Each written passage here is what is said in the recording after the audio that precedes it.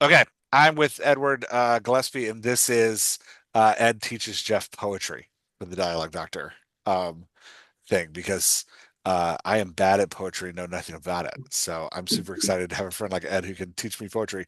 Ed, I'm just going to do a quick bio on you. You're a poet, award-winning poet, author, has published uh, nonfiction, has worked on fiction. Um, and you're a teacher, currently teaching high school, but have taught at many different levels. And you are my guide through poetry. And today we are talking about Allen Ginsberg because that was the last assignment you gave me because I know nothing about poetry. So um, let me do a quick bio on him, and then I want to get into your experience with him personally and learn from your take on him. So Ginsberg's a student at the University of Columbia in the 40s, where he meets Lucian Carr, William Burroughs, and Jack Kerouac. And they become the kind of leaders of the beat, not kind of, they become the leaders of the beat generation. Um, Beat generation opposed to militarism, economic materialism, and sexual repression, hostile to bureaucracy, uh, opens the door in America to Eastern religions, and is super countercultural with views on like sex, drugs, and multiculturalism. Um, I thought this was fascinating. I read a ton about Ginsburg before coming in because you know me, man. I'm an obsessive like researcher. Um, I found this fascinating story about his mother was a member of the Communist Party growing up, and she used to take him and his brothers to meetings. But she also had schizophrenia and paranoid delusions. So for much of his like later youth, she spent time in a mental hospital, which I thought was just an interesting take. He's a hugely awarded poet, and I think at least until the late 90s was considered the most important poet in American history. But he won the National Book Award in 74 and in 79. He received the National Arts Club Gold Medal in 79. He was inducted into the American Academy and Institute of Arts and Letters. He was a Pulitzer Prize finalist in 95. His book Cosmopolitan Greetings and Poems in 93 won the John Jay Award from Columbia. He was inaugural honoree in the Rainbow Honor Walk Hall of Fame in San Francisco, noting LGBTQ people who have made significant contributions to their field. Um, yeah, so talk to me about what's been your engagement with Ginsburg? How did you come to Ginsburg? So it's funny. I think I first of all I just started reading into the beats Mm. shortly after getting out of college. Had some experience with them in class in college. Started reading into it, uh, and it was funny. It was kind of piecemeal. I read some Kerouac. I read started into Burroughs. I have to admit, I started into Naked Lunch and thought, "What is this?" But as I was starting to read more Ginsberg, this is when I first lived in Baltimore in the early 90s. He came to Micah here. Mm. And so I came and listened to him. And then I got to meet him. I sat and talked with him a bit. Wow. Yeah, he had a box of new poems and he had a stool. And my wife carried his box of new poems, and I carried his stool. And I got him. I said, got him to sit down. And he put his hand. I said, "Where are you from?" He said, "Where are you from?" And he talked to me a bit, and was just so amiable. And it was fascinating that I didn't feel the weight of this everything you were just talking about. Hmm. He was very personable and really straightforward with how much he wanted to get to know the people there. So Interesting. yeah, that was fascinating. Yeah, man, And you touched so American history. That's wild. yeah, exactly right. Yeah. And so it really became important to me when I taught history. Mm. Um, I taught a series. I mean, as I taught 20th century, I had the recurring theme of of establishment of a social milieu and then revolution or Mm. some sort of revolt against it. And so after World War One, I talked about the Jazz Age, the lost generation, um, and and modernism, cubism, things like that. And it was after World War II that I got into the beats, the advent of rock and roll. Mm, Uh, there was a jazz age. There was an original jazz age. There was another jazz age. This was, this latter jazz age, and I got into the beats with that. mm, Now that was a lot of fun. So I had my middle school students reading Howe and reading other work by Ginsberg, and letting them decipher, the fact that he was calling capitalism into question at a moment when, clearly, the mindset on the street, right? The common mindset was, well, capitalism has won. mm, Capitalism is right. Capitalism has won, and the only alternative to capitalism is the slavery of the Eastern Bloc. mm, So when he talked about, and I feel that he was much more sensitive about this than Kerouac, maybe, but mm, when he talked about social justice, when he talked about multiculturalism, to uh, when he called into question the treatment of minority groups, of labor, like that, um, I think that it stands as a real clarion call to understand how complex America was at that time. mm. We like to think of it as being very settled and being very happy days, but it was. I think his voice was one that my students found very compelling. Interesting. Yeah, that's really fascinating to look at him as like this, like you're doing. It's this like, um, you know, movement slash moment in American history that really did speak counterculturally from the 50s all the way through the 90s. I think that's really fascinating. Do we want to read some of his stuff? Yeah, let's do that. Do you want to go first? Do you want me to go first? Sure. Yeah, I'll be happy to. In fact, I just I saw one of the pieces that he read that night. Let me. Oh, I want to hear that. Yeah, it was great. It was, and it's funny. At the end of the reading, he sang us a lullaby, which was really Really? yes. Okay, so here we go. Well, wait, before you read it, I do gotta say, so like last time we talked, um, you were opening my mind to poetry by helping me understand that like it's as much felt as it is understood. Um, Mm, and so I will say I came to Ginsberg with that. I came to it with like, I need to feel this, not just understand it. Really thanks. trying to follow through. And I can't say that I did it well, but I tried. So the idea that he sung a lullaby at the end is really interesting to me. Yeah, so I'm excited. Go ahead. Sorry, He I didn't mean played to the cut you off. accordion. He played the accordion and sang us a lullaby, Wow. and it was amazing.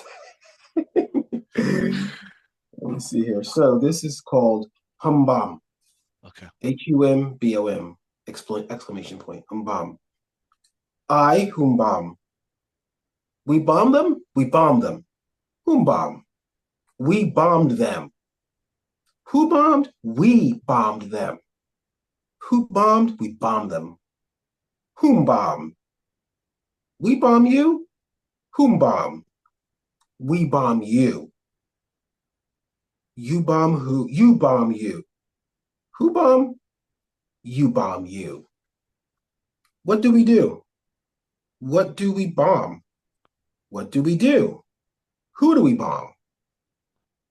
What do we do? Who do we bomb? What do we do? Who do we bomb? What do we do? You bomb. You bomb them.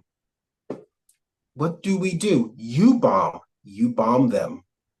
What do we do? We bomb. We bomb you. What do we do? You bomb.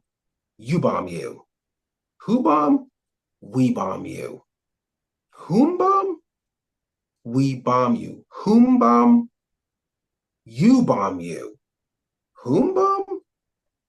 You bomb you. Two, for Don Cherry. Why'd you bomb? We didn't want to bomb. Why'd you bomb? We didn't want to bomb. Why'd you bomb? You didn't want to bomb. Why'd you bomb? You didn't want to bomb. Who said bomb? Who said we had a bomb? Who said bomb? Who said we had a bomb? You said bomb? Who said you had a bomb? Who said bomb? You who said you had a bomb? Who wants a bomb? I don't want a bomb. Who wants a bomb? We don't want a bomb. Who wants a bomb? We don't want a bomb. We don't wanna, we don't wanna, we don't want a bomb. Who wants a bomb? Somebody must have wanted a bomb. Who wanted a bomb? Somebody must have wanted a bomb. Who wanted the bomb? Somebody must have wanted the bomb. Who wanted the bomb? Somebody must have wanted the bomb. They wanted the bomb. They needed a bomb. They wanted a bomb. They needed a bomb. They wanted a bomb. They needed a bomb. They wanted a bomb. They needed a bomb. They thought they had a bomb. They thought they had a bomb. They thought they had a bomb. They thought they had a bomb. Saddam said he had a bomb. Bush said he better bomb. Saddam said he had a bomb. Bush said he better bomb. Saddam said he had a bomb. Bush said he had better bomb. Saddam said he had a bomb. Bush said he had better bomb. What did he say after? What did he say he better bomb for? What do you say better bomb for? What do you say better bomb for? What do you say better bomb for? Saddam, how to get rid of Saddam with a bomb. How to get rid of Saddam with a bomb. How to get rid of Saddam with a bomb. How to get rid of Saddam with a bomb. Saddam's still there building a bomb. Saddam's still there building a bomb. Saddam's still there building a bomb. Saddam's still there building a bomb. Armageddon 3. Armageddon did the job. Gog and Magog, Gog and Magog. Armageddon did the job. Gog and Magog, Gog and Magog. Gog and Magog, Gog and Magog. Armageddon does the job. Gog and Magog, Gog and Magog. Armageddon does the job. Armageddon for the mob. Gog and Magog, Gog and Magog. Armageddon for the mob. Gog and Magog, Gog and Magog, Gog and Magog, Gog and Magog, Gog Magog, Gog Magog, Gog and Magog, Gog and Magog, Gog Magog, Gog Magog, Gog Magog, Gog Magog, Gog Magog, Gog Magog, Gog Magog, Gog Magog, Gog Magog, Gog Magog. Ginsberg says, Gog and Magog, Armageddon did the job.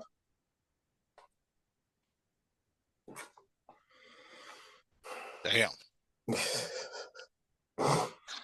So speaking of feeling a poem, Yeah, dude. Yeah. I What was it like on the night that he read that? um he invited you into the chaos of that poem. Um, that was, I mean, on the one hand, it was, and his presentation kind of humorous, but then he kind of took you down the well of, this malaise, this confusion, and almost, you mean it almost became Orwellian at a certain point with this kind of weird circular talking, taking something very concrete and very immediate and turning it into this kind of weird this weird connection of semiotics of symbols and never landing on anything, right? So I think I really, you got the sense he was saying that this malaise, and I would wonder what he would say now about what you see in media and the way the American political dialogue has gone. But the idea of a whole lot of questions and confusion and rhetoric. Um, so it was you could see everyone kind of coasting along with him Hmm. when he did Yeah, it. it's interesting, man. It's very there is this weird like the poems that I read of his, they all had this like playful irreverence that Mm-hmm. then bends to this like emotional intensity that like with this one I wasn't really ready for. When you got about halfway when you got to part two, I was like, "Oh, we're leaning in." And then Right. Yes. Yeah, Yeah. and then you like because the front is like, yeah, okay, this is funny and a little silly and like I Mhm. get it. We don't know why we bomb people. We don't know who's bombing people. We're just bombing people and it's just what we do. But then when you got to part two and it started like leaning in, it was like, oh, no, there's something deeper here that like there's a deeper feeling that needs to be had. Right, Um, right. He, in a way, his work reminds me. It's just kind of popped into my head. So this kind of reminds me of the lyrics of Warren Zevon. If you ever listen to his stuff, it's like very, these songs are very reverent and goofy, but they're very dark. And he has there's some very immediate things to say. And so yeah, I think you put that very well. It's like, okay, he's kind of making this funny ditty about, the anonymity of decisions in war and the anonymity of power. And but then he starts to make some demands of the listener, you know. yeah, there's like a pull, almost an assault, I Mhm. would say, and like and it's that repetition of language that just comes at you. Does that make sense? Like at the end when you're Mhm. reading Armageddon, Gog and Magog, like that's Gog and Magog calls me back to my evangelical roots of like the two places of like the final battle in the Bible where there's supposed to be this big Gog and Magog, the big like ending battle of Revelation. And I think throwing those three words together and then just disintegrating into like Gog and Magog over and over again, I think is a there it stirred some stuff in me just listening to you read it. Um, really forced me to like pause for a second and be like, okay, we started at bombing and then we got real with like real life circumstances of bombing and then we moved into this kind of philosophical place, but they're all connected through this repetition of language, which Mhm. Right, yeah, right, yeah. right. And I think that, and what you nailed down there, his use of repetition there, his use of repetition, and that the fact that he creates this rhythm that could become mind numbing. Mm, He challenges you to first start to numb out, right? That mhm. as he's going through this, you could easily start to numb out. Like, no, wait, he keeps changing the rhythm, he keeps changing the cadence, he keeps changing the wording, right? And so the semiotics of it keep changing. Like, who's speaking to whom?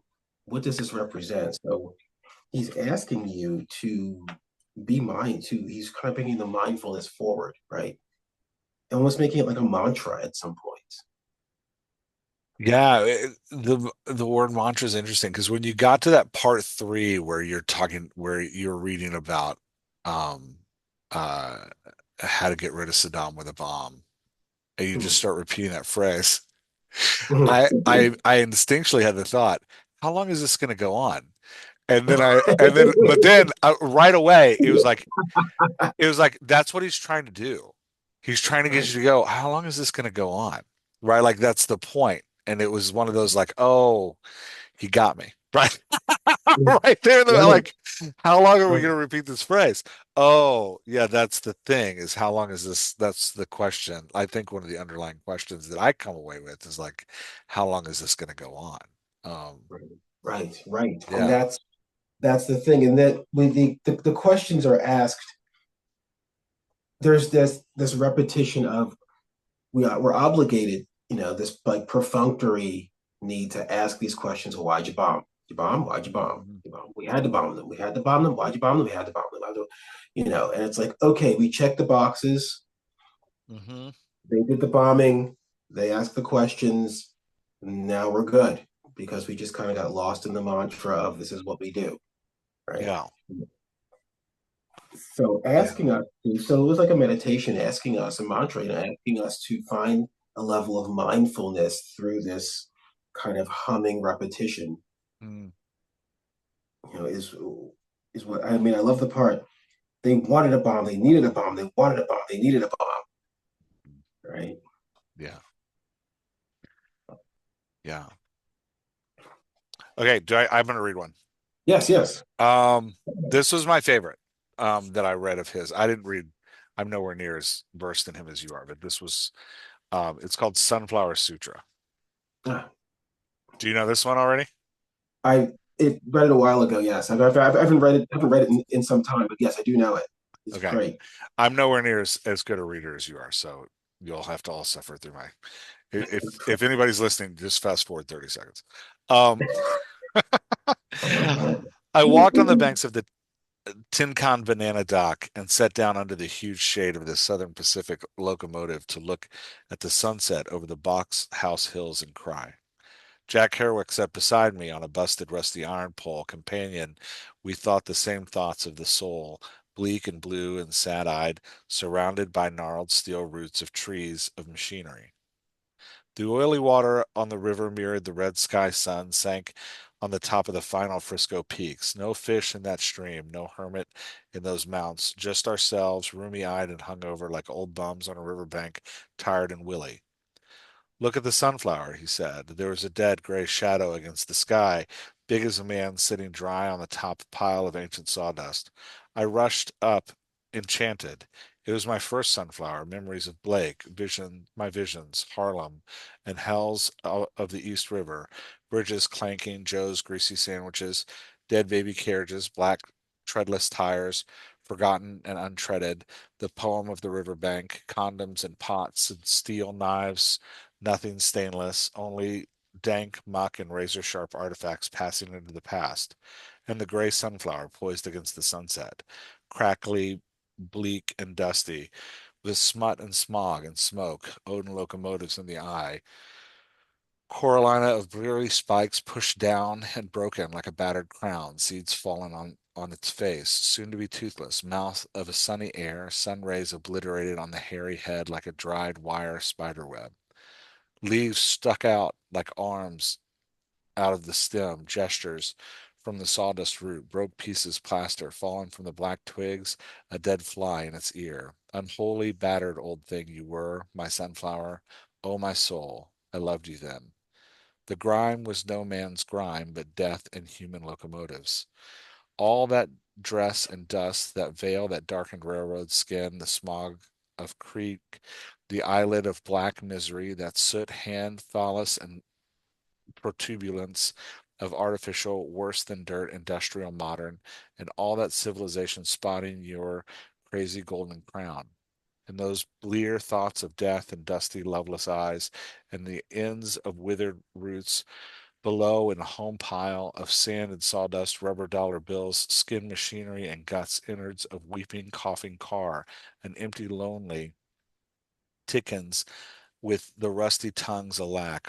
What more could I name? The smoked ashes of cock cigar, the cunts wheelbarrows, and the milky breasts of cars without worn out ashes of chairs and sphincters of dominoes, all these, entangled in your mummied roots, and you there standing before me in the sunset, all your glory in your form, a perfect beauty of a sunflower, a perfect, excellent, lovely sunflower existence, a sweet natural eye to the new hip moon, woke up and alive, excited, grasping in the sunset, shadow, sunrise, golden, monthly breeze. How many flies buzzed around you, innocent of your grime, while you cursed the heavens of the railroad and your flowered soul? Poor dead flower? When did you forget you were a flower? When did you look at your skin and decide you were impotent, dirty old locomotive? The ghosts of a locomotive, the specter shade of a once powerful and mad American locomotive. You were never no locomotive, sunflower. You were a sunflower. And you, locomotive, you are a locomotive. Forget me not. So I grabbed up the skeleton thick sunflower and stuck it at my side like a scepter and deliver my sermon to the soul, and Jack's soul too, and to anyone who will listen. We are not our skin of grime. We are not our dread, bleak, dusty, imageless locomotive. We are all beautiful golden sunflowers inside. We are blessed by our own seed and golden, hairy, naked accomplishment bodies, growing into mad, black, formal sunflowers in the sunset, spied by our own eyes under the shadow of the mad locomotive riverbank sunset, Frisco, hilly, ticking evening sit down vision. Mm. I Yeah, love. It's been a while since I read that. I love that. yeah, That is. quintessentially Buddhist poem, right? Yeah, it's a sutra. It's that Mhm. like yeah. And it's I the meditation of or on a sunflower covered in grime that thinks it's a locomotive. Um, Yes. Right. just the image of it struck me. Yeah, because and So, yeah. so the iconic image of the locomotive, right? Particularly at this point in time. So this essentially American concept of capital, of motion, of indifference, right? This unforgiving black steel thing has incorporated the soul of the sunflower, Mhm. right? And so the poet is on this quest to regain the soul of the sunflower and become the bodhisattva, right? The bodhisattva is in the kind of Fibonacci swirl of the Mm, sunflower, and the locomotive is essentially an illusion created by capitalism, mm. right? Yeah, and it is that, like as you say that, it is that kind of symbol of American industrialism that like, you know, I think Ginsberg is saying like kind of chokes the beauty or covers the beauty in its smog. Like Mhm. devotion to, like you're saying, the power of, American capital will. Mhm. And I think there's, I don't know, man. It really touched me. Like, I think I'm finding this now that I'm reading poetry with you. I think I'm finding this more often. It really did touch something in me. And then I was like, there are so many moments where, like, the beauty, the ability to wonder and awe at life is just lost in the Mhm. need to churn. And I Yeah. think I found that in this poem. And I think for me, there's something at the end of the poem. He says he picks it up and puts it at his side like a saber. And there was something Mhm. there in that, like, I think, I don't know if this was the intended meaning, but for me, the meaning for me reading that there, I think there was a beautiful image of finding the awe in something, even though it is kind of grime covered and Mhm. tainted, and still holding that out with pride. I think there's something. I had an image in my head of him kind of standing in this train yard, thrusting this like sunflower, this dirt covered sunflower into the air like a Three Musketeer would a saber. And it just kind of, the image reading it just stuck with me. I was like, there's something I think important there for me personally to learn and like finding the wonder and awe in things that are, seem unredeemably tainted. Um, Right. Yeah. I mean, I think that comes out with Howl. hmm. The people, the community that he kind of invokes in Howl, the greatest minds of my generation, you know, and talks about them starving and screaming hysterical naked in the Negro streets, you know. Yeah, great opening line. Mhm. It's the I saw the best minds of my generation destroyed by madness, starving, hysterical, naked, dragging themselves through the Negro streets at dawn, looking for an angry fix. Angle-headed hipsters burning for the ancient heavenly connection to slavery, dynamo in the machinery of the night. Yeah, yeah. Talk about Hal a little bit. How do you connect to that? That was a tough one for me to get into. Yeah. So I think it starts from the bottom up. I think he's looking at America from the bottom up, from the bottom of the aquarium. I What do mean, you what do you mean by that from the bottom up?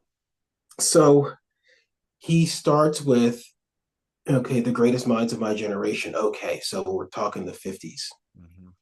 Well, when we say the greatest minds of the generation, what do we envision? What do we think? And he says, this is kind of where the beat thing comes from, I think, because, that they've been beaten down, they mm, um, that they're reminiscent of the Beatitudes, that there's something virtuous and beautiful and creative in these people that are marginalized, mm, and that he doesn't just pay lip service to this, that he wants to imbue and embody mm, when it comes to these kind of lepers.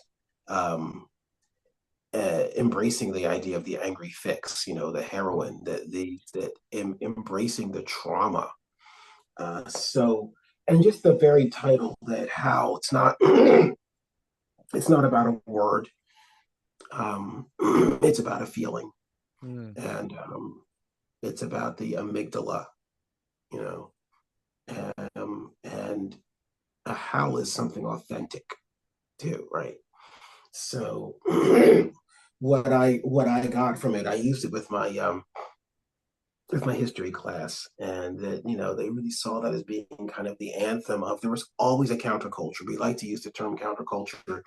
We talk about the 60s to 70s, when you can look at a lot of middle class white kids that let their hair grow out and were the hippie, generation. But there was a very intense counterculture in the 50s. The Beats were a very intense counterculture that had a lot to say, a lot more. I mean, obviously, we're always into the affectation of whatever the counterculture is. mm, But I think when he talks about their foibles and their damage, about their visions, and holding on to those visions in spite of being, desperately marginalized, mm. um, that I found fascinating. I found that really fascinating, and I would have my kids read that, and I'd have them listen to rock and roll and jazz of the time. Of course, jazz and blues were extremely important to them, and you can get that sense of the how when you listen to some of the blues performers and jazz performers from the time. Um, Yeah, there is because kind of like I feel like, well, let me read this section of it because this really hit on me, that tone that you're talking about. It comes from the middle of the poem. It says, a lost battalion of platonic conversationalists jumping on the stoops, off fire escapes, off windowsills, off the Empire State, out of the moon. Yakety yacky, screaming, vomiting, whispering facts and memories and anecdotes and eyeball kicks and shocks of hospitals and jails and wars, whole intellects disgorged in the total recall for 7 days and nights, with brilliant eyes, meet from the synagogue cast on the pavement, who vanished into nowhere, Zinn, New Jersey, leaving a trail of ambiguous picture postcards of Atlantic City Hall. There was something about like that section in particular that like really to me spoke to what you're talking about, which this is like this kind of youthful rejection, this youthful enthusiasm around the rejection of culture, although he's not a youth. right, right. So the the rejection of culture, but you put it in context. This is when we were supposed to be more affirmed than ever about the Western world and about the culture of democracy and capitalism, and the fact that he said that these were almost a national asset, that were allowing them, so they could have gone with the flow, Hmm. right? But we're choosing to act authentically. Um, yeah, that idea of questioning culture, and so here's where I think he was, in a way, when read I reread the Beats, a bit more authentic, I think, than Kerouac. Hmm. Um, I think that he seemed there a bit more empathy. Um, I think that there was a bit more empathy. I think that there was a bit more insight. Um, I think I first read On the Road in my early 20s, and maybe 25 years later, I was like, in my early 50s, I reread it, and where I had thought, wow, Dean Cassidy is just so cool, man. And they're just, I'm reading thinking, what a racist this guy is. What a Mm, misogynistic homophobe. I mean, it's just like just kind of went down the line of these, things that people would, I think the term now is problematic. mm. And but I think I just saw a type of empathy in Ginsburg. And I think I saw it there that I didn't see in some of the others, not all, but you know, and that I think was part of his power. That's interesting. He reminds me, did you ever watch David Lynch movies? Okay, Blue Velvet. Blue Velvet, Twin Peaks. He did Yeah. the first season of Twin Peaks. Elephant Mhm. Man. Oh Um, my gosh, yes. Okay. yeah. Um, and then I forget the name of his first one. His first one, though, I think really reminds me of Ginsburg. There's a like weird connection between them in that like they both have this like I noticed maybe it was just the poems of Ginsburg that I read. You can tell me if I'm wrong about this, but the poems of Ginsburg that I read, there was this kind of uncovering of the dirtiness of Americana. Mm, There's mm, like a okay. there's like a look, and Lynch does that too. Like Mhm, Lynch's stories like tend to kind of well, like Twin Peaks is supposed to like be this idyllic town, right? That like is in the mountains and is supposed to be like the beautiful American small town, mhm. but there's evil there and everybody's dying, right? Like so it's just like Yeah. it's this like Well, dark and well, like a lot of times in the background of Lynch's movies, he'll just have like industrial sounds going. And you right, can like they're there for no reason besides just to right. like remind you that like, hey, this is the tone Mhm. of this art. And so I think the best. I think that the example that my gosh, it's been so long since I've seen it, but it just beautifully stuck with me. That you have this the lawn, these beautiful suburban lawns with the sprinklers going and the beautiful front, and this handsome young man's walking along and looks down and oh, there's an ear. yeah, It was a disembodied. It was an ear, wasn't yeah, it? Yeah, it was a disembodied ear. yeah, Someone yeah, really lost their ear, and so yeah. Well, and if I'm remembering right, in the opening of Blue Velvet, you're looking over those lawns, and then it zooms in, and you see like the worms and the bugs, like all like yeah. running underneath the surface, and it's really gross. And there's something I don't know. There's just a connection to that in what I think we're talking about with Ginsburg, and there's this kind of like the thing about Lynch, and I think the thing about Ginsburg too, is that it's not a hatred of that world. Mm-hmm. It's an acceptance of the reality of So that's the thing. Ginsburg was a Buddhist, and he was not one of these diametrical thinkers. He was not it. going Mm, to create a binary of, so when people say, well, my gosh, he hated America, no, he didn't create a binary, mm, right? yeah, This good, that bad. He said you have to accept that this is part of this and that is part of that, you know. yeah, yeah. It's a yeah. Um, anything else about Ginsburg we haven't before we get into like talking about the kind of darker side of Ginsburg that you and I talked before. We kind of have to address to talk about him.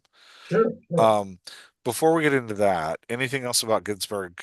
I'm just struck by how relevant he stayed. As you look at Cosmopolitan Greetings, it was well into. I mean, this is a guy who started writing, in the 50s, was writing along with Kerouac, and I'm looking at this, and the years take you from the middle of my high school years to my graduation from college, Mm, and so how relevant he stayed is just really striking to me. yeah, they're still talking like we're still talking about him and giving him awards in the like the late 2000s. Like it's not like, 60 years after his life and he died in 97. So we're talking like, 20 years Mhm. after his death, we're still giving him accolades, which is I think, you know. So the dark side of Ginsburg, he was a member of and I warned you before we talked about this so that nobody on the podcast thinks that Jeff is springing this on it. Um, and I really want to hear your take on it. He Sure. was a member of NAMBLA, Hmm. which is the pro pedophilia organization in America. Right. He joined them and defended them. Now he claimed he was not a pedophile and that, but that he joined them because everybody deserves free speech. He penned some poems for them. One of the poems almost got him fired from his teaching job at Brooklyn College at one point, and he's been given awards and had them removed. Now his friends and specifically his biographer Bill Morgan, who was a friend of his, specifically said, like, look, to him, well, this is the quote Morgan gave. To him, NAMBLA members should be free to speak their minds like other fringe groups such as the American Nazi Party or the Flat World Society. Um, and then for him, it was a free speech issue. But so this is tough because, you know, there is a desire to be like, I don't want to engage with people in that Mhm. realm of thought. Does that make sense? Yeah, How do you yeah, feel about that? How do you feel about the artist and their opinions? yeah. So it's funny the myriad opinions that come up on this, all of which have pretty valid stances. Um, I think for one thing that resonates with me is the thinking of people like Roland Barthes, who would say we should make the artist irrelevant anyway. Mm, That is talking about the person's background, their history, or whatever. It only impedes our ability to understand the art. So that I get, I understand.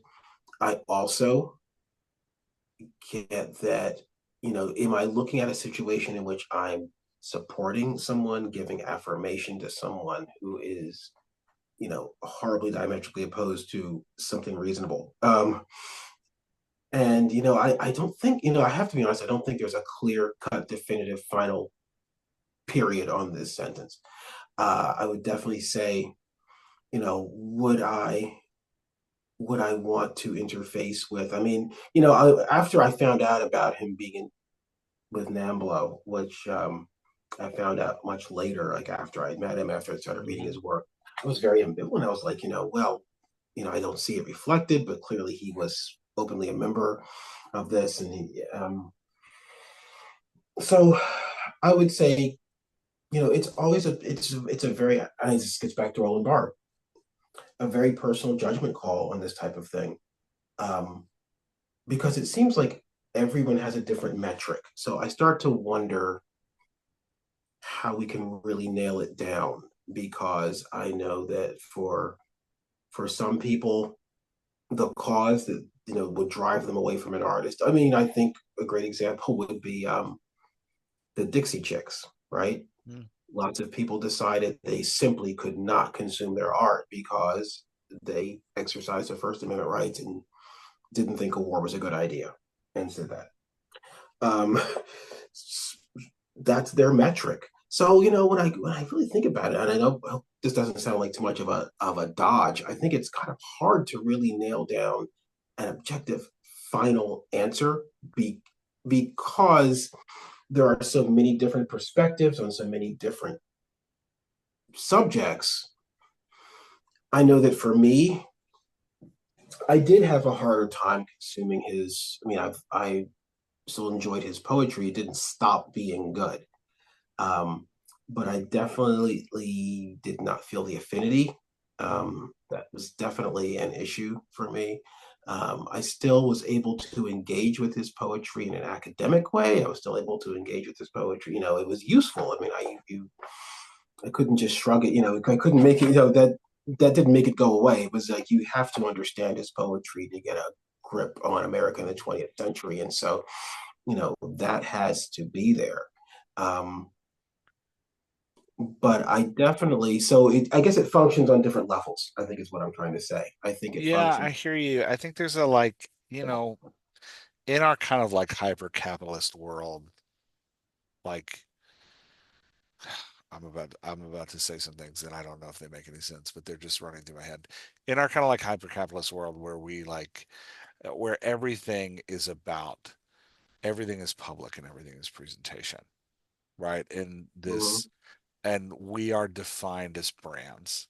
right? Like brands have moved from commercial products to our very selves. And with the advancement of social media, we are our brand. And it comes to this idea of cancellation of like, well, because we are each an individual brand, when we do Mhm. things, we that, you know, some when we do things that the tribe of culture we are hoping to appeal to finds offensive, they cancel us, right? Like, so for like the Dixie Chicks, they're trying to appeal to um Southern evangelical country Western listeners, right? Like, Right. and when they, you know, stood up and said we are standing against the Iraqi war, they were canceled by that tribe. And so Mhm. there's a, you know, and because they were a brand. Does that make sense? Am I making sense? Yeah, And I yeah, think no, absolutely. Absolutely. there's, There's a package. yeah, and part of me mourns that. Like, part of me mourns the fact that like the complexity of individuals um isn't necessarily accessible in the public space anymore. Like, we are defined in in broad strokes. Um, Right. and I think I think I wonder if Ginsberg was, you know, instead of writing in the 50s, if he started writing in the 90s, if he would have lasted. Oh my gosh, I can't even imagine it. No, I mean, Right? Like, there's not, because of the public nature of the art and the artist being a single brand, mhm. there's not space for Ginsberg's anymore. And there's part of that that makes me sad. And then at Yeah, the same time, part of me is like, I also feel free to wholeheartedly disagree with his joining NAMBLA. Like, part of me is like, I'm not okay with that. So yeah, it makes it tough. But like, does that mean I can't? Does that mean that I'm wrong for his Sunflower Sutra really causing me a moment of meditation? Right? Like, right, right, yeah, I'm just repeating the conundrum that you spoke to a second ago. right. I think when you get beyond tangible things like, am I giving this person my money? Well, okay. Yeah. So when you get beyond that, when it's like, well, okay, he's dead. He's, I've had the book for years. It's in the library. Okay, so we're not talking about an exchange of capital. Yeah, I'm Um, not but, buying the book but from NAMBLA, right? Like, that's right, not, yeah.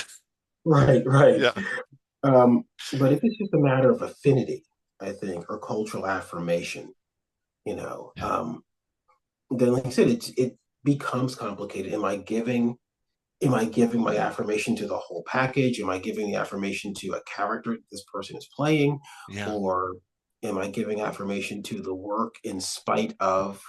And also the question is, is the terrible thing reflected in the work? I mean, I think there are so many different angles on this, and as I was pondering this, thinking like, I have a very hard time with, like you said, I don't have a hard time with being revolted by Nambla.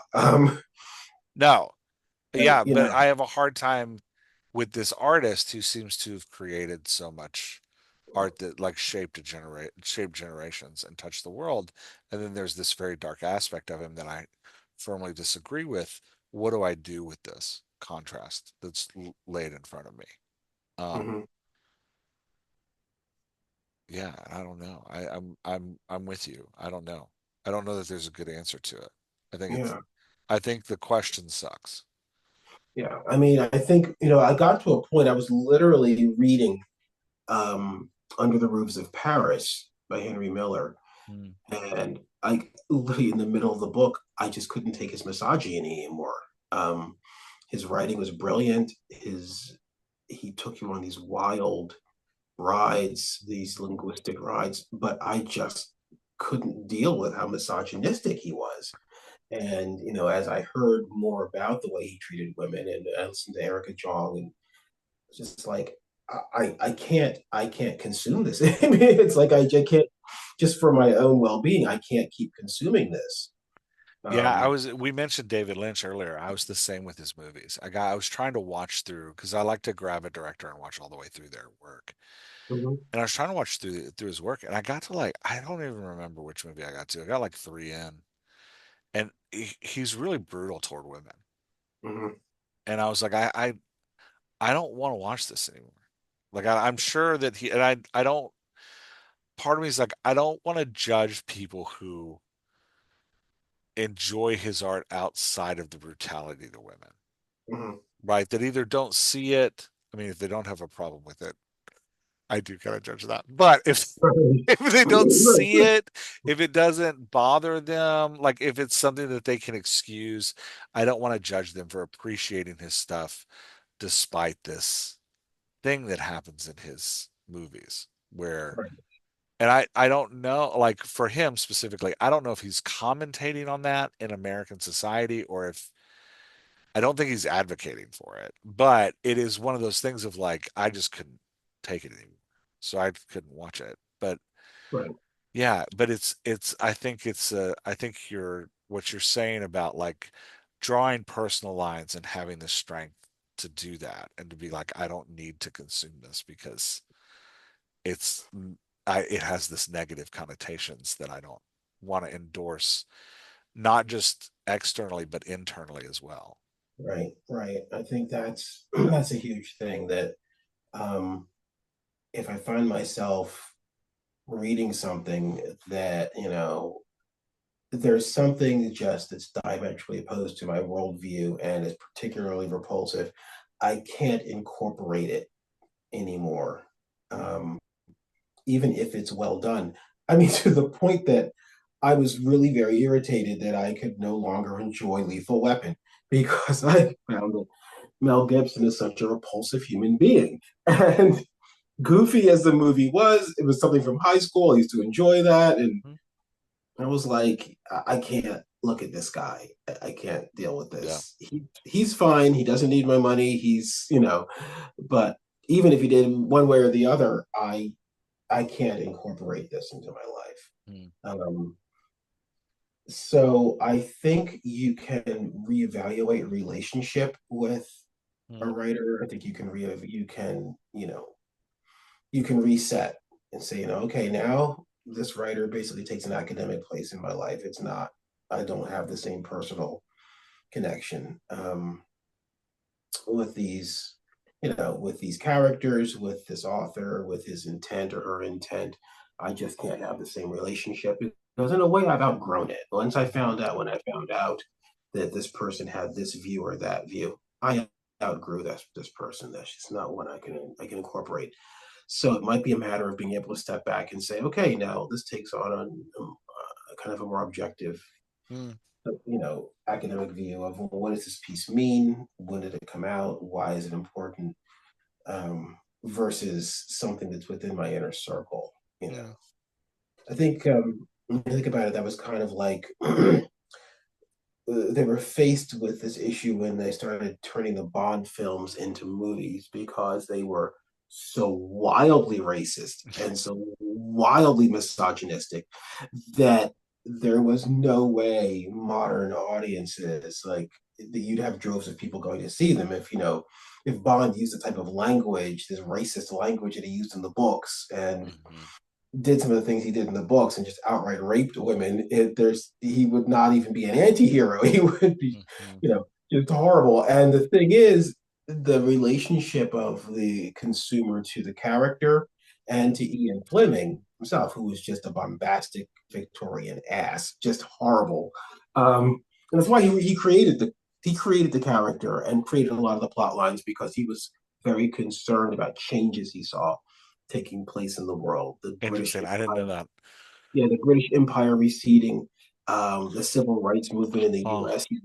He thought they were Soviet dupes. Um, wow. that's that's what Live and Let Die was actually about. If you read the book Live and Let Die, it's about how blacks in Harlem are being manipulated by the KGB. Wow. I Um, had no idea. That's so yeah, fascinating. and it's like when you say, okay, like, am I allowed to enjoy James Bond knowing that Ian Fleming was a vehement racist and misogynist and homophobe? Um, but then it's not reflected in the movies as much, really. Probably the misogyny really still is in Yeah. a lot of cases, but um, But am I still allowed to enjoy this? Can I enjoy this without Ian Fleming? Am I affirming Ian Fleming's ideas? You know, Yeah. he is, you know, he's long gone. So again, I wish it were, and I guess it even, it's so subjective. I guess it even comes into different degrees. Like, well, what did this person do? What did they say? What did they do? What did they advocate? You know, um, were they, because I mean now, and obviously with our technology now, people can say something, have a gaffe, use an incorrect term, and it's magnified. It's not just recorded; it's magnified. It's like Yeah. this person is an unrepentant, unretrievable racist. Yeah. Versus, it, versus Yeah. when, Yeah. I'm with you. Um, okay. I think you, and I'm gonna pull this up there because I think you said it well. I don't have anything to add to what you said. Um, where can people find your work if they want to find your poetry or your writing? okay, so you can. I write under Doyle Gillespie, so my work is available on Amazon. It's available at Barnes and Noble. Um, you can find me in some of the local bookstores here in Baltimore. The Ivy, Snug Books carries my work. Nice. Charlotte Elliott carries it, and even Ma Petite Shoe. As Nice. Yeah. yes, Well, I'm a big fan of your work. I think people should thank go you. find it. What poet are we doing next? Why don't we look at well, let's see. Let's see. What would be good? How about E. E. Cummings? Okay. I've never read any E. Cummings, so that sounds great. I'll dive Another in. another counterculture. Nice. Yeah, All right. Well, I'm gonna hit stop on the recording. We can talk a little bit more. sounds good.